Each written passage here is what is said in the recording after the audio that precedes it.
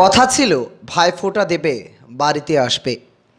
কথা দিয়েও কথা রাখতে পারল না দুই ভাইয়ের কাছে আদরের ছোট বোন রূপা। বাড়িতে তো ফিরল, তবে সশরীরে নয়, ফিরল শববাহী গাড়ি দিয়ে। ভাইকে বলেছিল, ভাই এবার ভাইফোঁটাতে আমাকে একটা লেহেঙ্গা দিবি। ছোট বোনের কথা মাথায় রেখে বড় ভাইয়েরা আগের দিন রাতেই লেহেঙ্গা এনে রেখেছিল, কারণ বোন আসবে, বোন এসে ভাইফোঁটা দেবে। তবে সকালবেলায় খবর আসে বোনের শরীরে আগুন লাগে। সঙ্গে সঙ্গে বোনের বাড়িতে গিয়ে আগুনে ঝলসে যাওয়া বোনকে নিয়ে সোজা চলে যায় বিশালগড় হাসপাতালে। অবস্থা তখন আশঙ্কাজনক হওয়ায় বিশালগড় থেকে রেফার করে দেয় হাপানিয়া হসপিটালে। কিন্তু হাপানিয়া হসপিটালের চিকিৎসকরাও ব্যর্থ হয়। তারা তড়িঘড়ি রেফার করে দেয় আগরতলাস্থিত জিবি হাসপাতালে। জিবি হাসপাতালে যাওয়ার পথে ভাইয়ের কাছে বারবার একটাই কথা বলছিল, আমার ভাইয়াটা ভাই ভাই ভাই আমার ভাইয়াটা আছে না তোরা রাখিস। হ্যাঁ আমার বাঁচতাম চাই ভাই, বাঁচতাম চাই, আমি বাঁচতাম চাই ভাই, আমি বাঁচতাম চাই ভাই, আমি বাঁচতাম চাই।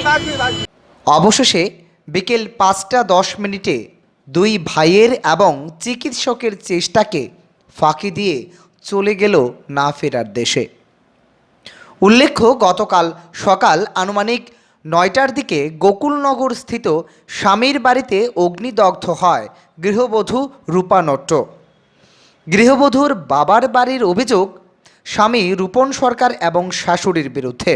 অভিযোগ, বলপূর্বক স্বামী এবং শাশুড়ি মিলে গৃহবধূর উপর কেরোসিন ঢেলে আগুন লাগিয়ে দেয় এবং বাড়ি ছেড়ে সবাই পালিয়ে যায়। বিশালগড় থানায় মামলা করলে পুলিশ সঠিকভাবে তদন্ত করছে না বলে মৃতার পরিবারের অভিযোগ। মৃতার পরিবারের পক্ষ থেকে দোষীদের অবিলম্বে গ্রেপ্তার করে কঠোর শাস্তির দাবি জানানো হয়েছে। Bureau report, Janadarpan. মেয়ের কাকু, আমি এটুই চাই যে এই মেয়েরে আমি দান দিছি। হ্যাঁ, এইটা আমি চাই যে প্রকৃত যে ঘটনা এটা সামনে আসুক এবং ছেলের মা দীর্ঘদিন প্রথম তারা মেয়ের উপর অনেক টাকা দেওয়া হয়েছে, বিয়ের হিসাবে অনেক টাকা তারা নিচে দাবি করে আমরা এই অনুসারে তাদের দাবিও পুরা করছি। হ্যাঁ, তারপরে একটা মেয়ে যখন জন্ম হয়েছে তখন থেকে মেয়ে জন্ম হওয়ার পরে থেকে মেয়ে এই আমার ভাতিজির উপর অত্যাচার মাত্রা। হ্যাঁ মা টাকা পয়সা চাইতো। হ্যাঁ মা প্রচুর অত্যাচার শুরু করছে মেয়েটার উপরে। মেয়েটা অনেক সময় বলতো কিন্তু পুরোপুরি বলতো না, একটু নর্মালি তো মোটামুটি এরকমভাবে হইয়া থাকে, নর্মালি বাড়ি ঘরে হইয়া থাকে। কিন্তু এতটুক যে এই ঘটনা আমরাও জানি না। ছেলের মা যে এত মানে পাষণ্ড হবে। আপনার ভাতিজির নাম কি? আমার ভাতিজির নাম রূপা নট্ট। ঘটনাটা কবে হয়েছে? ঘটনাটা কালকে সকাল 8টার সময় হয়েছে। আচ্ছা, বিয়ে হয়েছে কত বছর? বিয়ে হয়েছে 2 বছর 8 মাস। বাচ্চা কি আছে? বাচ্চা আছে? হ্যাঁ, একটা মেয়ে আছে। বয়স কত? 1.5 বছর। আর এখানে সবাইকে সতর্ক হইতে হবে। মেয়ের মাও জানা থাকা দরকার যে আমার মেয়ের প্রতি আমি যেরকম ব্যবহার করি, আমি সকল ত্রিপুরাবাসী ভারতবাসীর উদ্দেশ্যে আমি বলছি, সকল মারা যদি মেয়ের যেরকম আদর করে, বউর যদি এরকম আদর করে, তাহলে সংসারে কোনোদিন এরকম অশান্তি হয় না। হ্যাঁ, যা এখন একটা আপনারা এই ব্যাপারে কি থানায় মামলা করেছেন? হ্যাঁ, মামলা হয়েছে। কোন থানায় মামলা করেছেন? বিশালগড় থানা। পুলিশ এসেছে? হ্যাঁ, পুলিশ এসেছে। পুলিশ কি ইনকোয়ারি করছে? হ্যাঁ, ইনকোয়ারি করছে কিনা জানি না। আমরা লাশের এখানে ছিলাম ইয়াতে জীবিতে। হ্যাঁ, বাকি ইনকোয়ারি হয়েছে কিনা আমরা জানি। জামাইয়ের নাম কি? জামাইয়ের নাম রিবন সরকার। বাড়ি কোন জায়গা? হ্যাঁ, বাড়ি গোকুলনগর। কইছে তার দেবর, তার জামাই, তার শাশুড়ি অনেক দিন ধরে জ্বালাতন করতো। হ্যাঁ, এরপরে কালকের দিনে তার দেবর আসতো না, না দেখা এরপরে তার শাশুড়ি আর তার জামাই মিল্লা দুজনে মিল্লা মার্ডার করতে বুঝলি, মানে আগুন টাগুন লাগাই ঘরের ভিতরে পুইরে সুইরে একবার পুরো খালি করে যেতে রে। আমরা গিয়ে দেখি তা বাইরে পুরা ফ্লোরের ভিতরে রে মায়েরা চোখটি অল্প একটু বাইরে চোখ সব পুইরে সুইরে লাল হয়েছে। আচ্ছা ভাই, মানে বাজার কোনো লক্ষণই নাই। জামাই আইছে এখানে? কেউ আইসে না, তার সকলটি পলাতক লগালগ ব্যাগা জায়গা সব ব্যাগা জায়গা লগালগ। তোমরা এই ব্যাপারে থানার ভিতরে মামলা করছেন? দাদা থানাত গেছি পরে তারা আমারে আমি হেল্প করতাম তারা আমি কি হেল্প করতাম আমি তার হেরে যদি কোনখানে পাই আমি কইতাম তারা আমি কি কমবো তারা আমি যদি কইতাম তাহলে আমি কি থানা যাইলাম নইলে কোন বিশাল করে মহিলার থানা তাই এ কথা কইছে দেন এসআইজেন তাই এ কথা কইছে ডাইরেক্ট আমি তাইনারে যদি তার যদি পাই কোনো কারণে আমি তাইনারে হেল্প করতাম। আমি যদি হেল্প করতে পারতাম তাহলে কি আমি কইলা মিলে তাইনারে জ্বালা মিলে আমি তো হেরে ডাইরেক্ট ধরে আনতে আর হেরে ধরে আনলে তো আমার তো কোনো হেরে জেল তেল কিছু না, হেরে তো ডাইরেক্ট আমি কাটতাম। এই কথাই আমি কইছি। এরপরে ম্যাডাম আর কিছু না, তুমি যাও এরপরে পরটা পরে দেবো।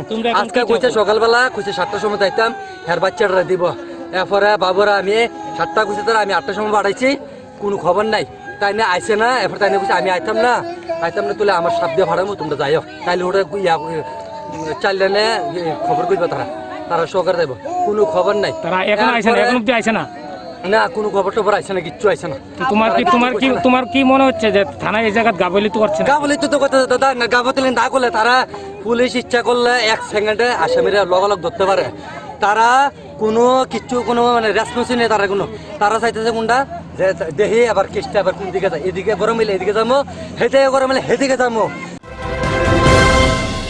ভারতের যে কোনো LICI অফিসের যাবতীয় পলিসি পরিষেবা এইখানেই করা হয়। নতুন পলিসি ও হোম লোন করানো হয়ে থাকে। এছাড়াও এখানে ক্যাশলেস যুক্ত স্বাস্থ্য বীমা করানো হয় এবং বাইক, স্কুটি ও গাড়ির ফায়ার ইন্স্যুরেন্সও করানো হয়ে থাকে। যোগাযোগ করুন লাইফ ইন্স্যুরেন্স অ্যাডভাইজার বিশ্বজিৎ শীল। ঠিকানা রানীর বাজার, দেবীনগর হসপিটাল, চৌমুহনী, পশ্চিম ত্রিপুরা। মোবাইল নাম্বার 9774402658 অথবা 7005740090 এই নম্বরে।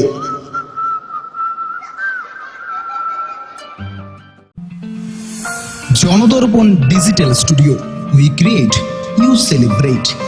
শুভ বিবাহ, জন্মদিন থেকে শুরু করে সামাজিক, পারিবারিক, ব্যক্তিগত, সরকারি, বেসরকারি সংস্থার যে কোনো অনুষ্ঠান একই ছাদের তলায় সম্পূর্ণ দায়িত্বের সঙ্গে পালনের অঙ্গীকারে যাত্রা শুরু হলো Janadarpan digital studio, the group of event management.